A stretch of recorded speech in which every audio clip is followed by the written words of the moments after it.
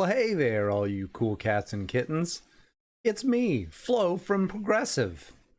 I'm just messing with you. It's really just little old me, Mr. Northrup. Now, as I was going over the information for this third unit, the Progressive Era, I really struggled to find a way to describe the motives behind the movement. I mean, as you'll hear in this review, we had activists across the country who were looking to reform society and politics, putting a stop to widespread corruption, and I don't know, they were trying to have everyone live in harmony, or, it just sounds so cliche. Maybe it'd be easier if I put it in a different way.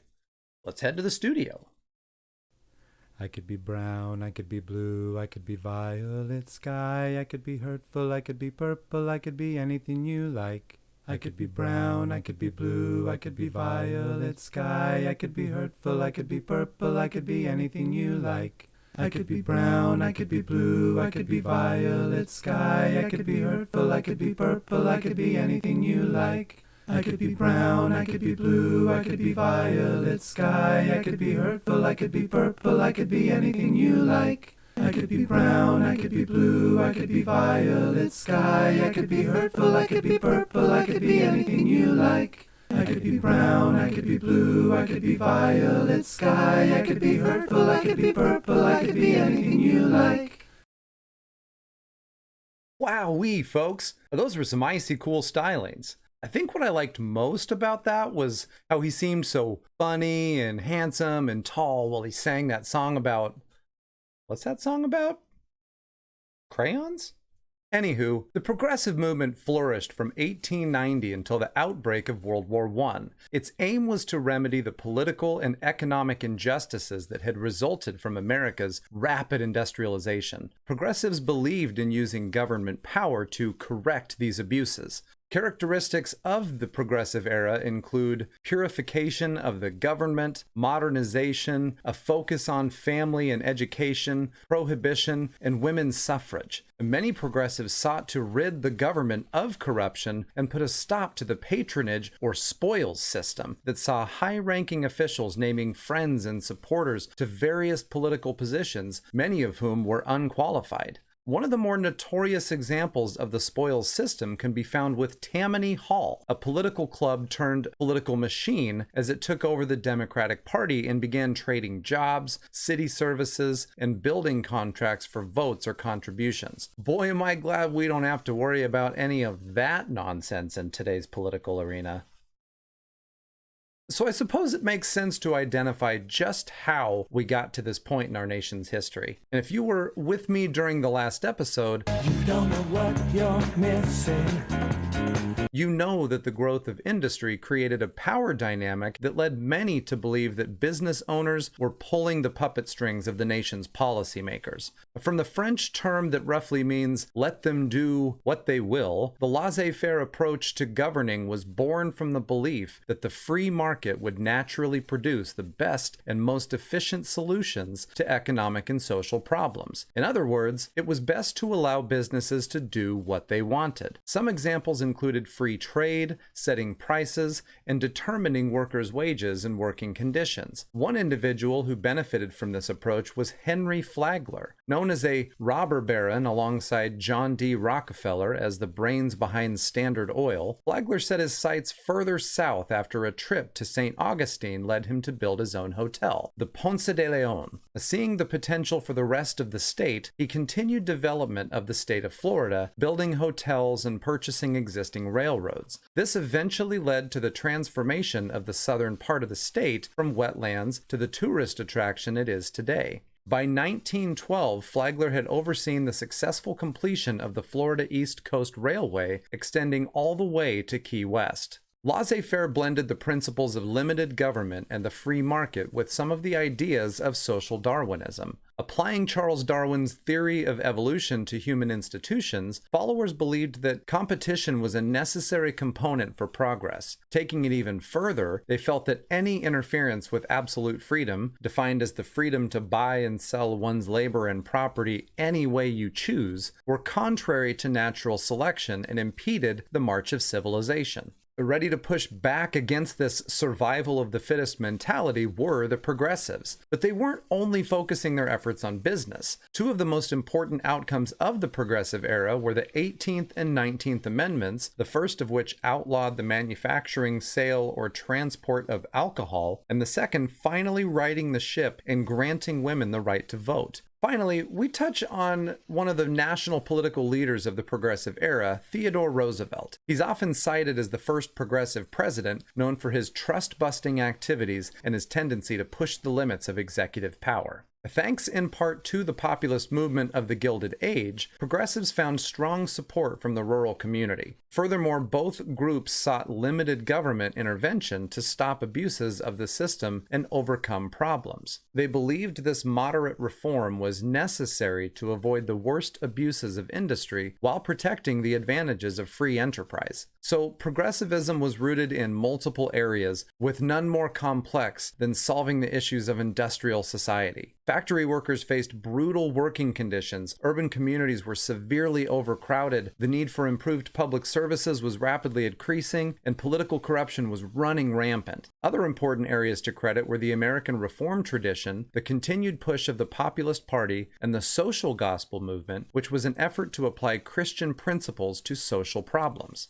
But how did this movement gain so much traction when the natural flow of things was so steady in the other direction? Well, to find the answer, we take a look at the largest economic group in the country, known as the middle class. Within the income bracket were the leaders of the professional classes, doctors, lawyers, professors, with a strong following from technicians and small business owners to clerical workers and service personnel. They argued that the perceived prosperity of the nation overwhelmingly favored the industrialists over the ordinary professionals. But it would be reductive, I know words, I have the best words, to present this in an "I'm mad that rich people have more money and power than me" matter. This was a middle-class modernization of views. It was a revolution in standards, that the door all but closed to the days of individual opportunity, something that was supposed to have been a staple of American life. Additionally, a new form of journalist known as a muckraker used the growing popularity of newspapers and magazines to expose the abuses and corruption of industrial society. I know it seems crazy to believe there was once a time when the media was used for good instead of evil, but these writers revealed many of the ugliest secrets of the new industrial society. While there were a number of successful muckrakers throughout this era, Ida Tarbell, Jacob Riis, Frank Norris, arguably the most well-known piece was The Jungle, penned by Upton Sinclair. Meant to expose the appalling working conditions in the meatpacking industry, Sinclair's description of diseased, rotten, and contaminated meat shocked the public and led to new federal food safety laws. Within months of its publication, two pieces of legislation were created: the Pure Food and Drug Act and the Meat Inspection Act, both signed into law in 1906. Some reformers made their own individual efforts at social reform. A great example of one such progressive was Alice Paul, a representative of the National Women's Suffrage Association and later the Congressional Union for Women's Suffrage. She organized the March on Washington, D.C. on behalf of equal rights for women and was instrumental in the proposal of what would become the 19th Amendment to the U.S. Constitution. That gave women the right to vote.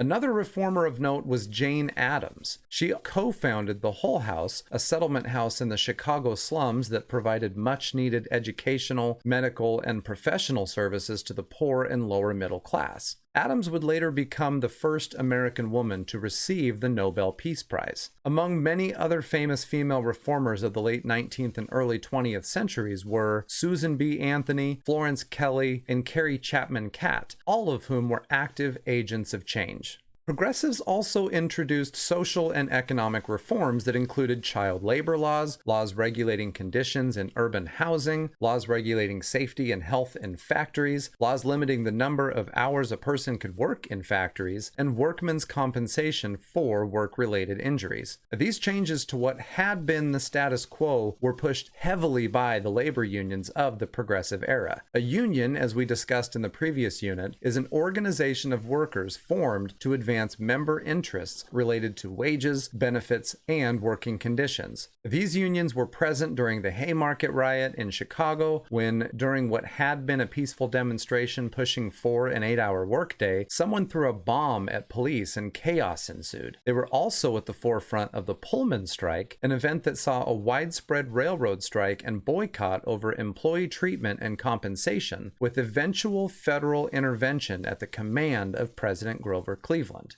Now, while the collective efforts of progressives are credited for the ideological shift at the turn of the century, a series of progressive presidents brought it to the federal level. One example, Theodore Roosevelt, saw himself as the steward of the people's interest. His efforts were meant to give Americans a square deal. He tried to break up bad trusts, introduced federal regulation of meat, food, and drugs, intervened to end the 1902 coal strike, and took steps to conserve the nation's natural resources and wildlife. He was quickly becoming the face of government intervention, a political approach that was in stark contrast to that of the laissez-faire policies of administrations past. He pushed executive powers to new limits, arguing that the rise of industrial capitalism had rendered limited government obsolete. This was most notable in his administration's strict following of the Sherman Antitrust Act that protected trade and commerce against uncontrollable monopolies, known then as trusts. This act enabled government departments and even private individuals to use the court system to break up any organization or contract alleged to be in restraint of trade. The federal government used the act to invalidate backdoor arrangements by which different companies in the same industry set prices and edged out competition. Though it was after Roosevelt's tenure as president, the passage of the Clayton Antitrust Act tackled the specific business practices that were seen as encouraging to the formation of trusts through vertical or horizontal integration. Just as a quick reminder, vertical integration is when a company directly owns or controls its own supply chain. An example of this would be if a large company, let's make up one, let's call them Amazon. They decided to offer their own products and services, essentially taking control of the entire market, including materials, manufacturing, distribution, and retail. That would be bad. Let's hope that never happens. Let's look at another fictional company. Another one. We'll make this one up too. We'll call it an entertainment company, and they're going to go by the name of